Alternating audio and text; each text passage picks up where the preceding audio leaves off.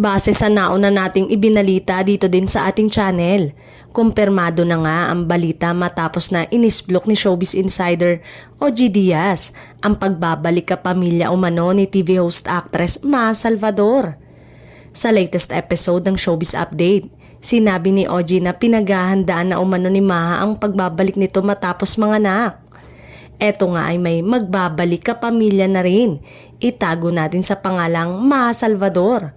Saad ni OG, alam mo ba, ngayon ay talagang si Maha ay sumasayaw-sayaw na pagkapanganak.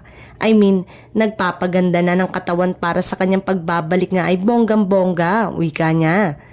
Dagdag pa ng Showbiz Insider, welcome back Maha Salvador at sana tuloy-tuloy na yan.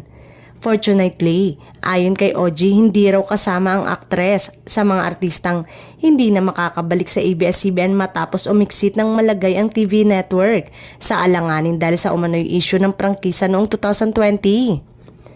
Pero sa kasalukuyan, wala pang ibang detalye kung kailan magbabalik si Maha o anong proyekto ang kanyang gagawin. Bukod dito ay wala pa rin siyang inalalabas na anumang upang kumpirmahin o pabulaan na ng nasabing chika. Plano ngang gawin ang grand welcome back sa aktres sa mga susunod na linggo sa Asap Natin To, kung saan ay dati siyang mainstay ng programa. Katulad ni James Reid, aasahan ng bonggang welcome back party sa aktres sa nasabing programa.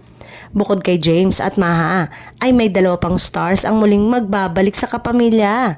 May mga netizen ang sabik na masilayan muli sa drama si Maha at ipasok siya sa FPJ Batang Quiapo kasama ang kanyang dating katambal doon na si Coco Martin. Napatunayan na noon ang kanilang chemistry bilang sina Cardo at Glenn sa mga unang season ng patok na seryeng FPJ ang Probinsyano.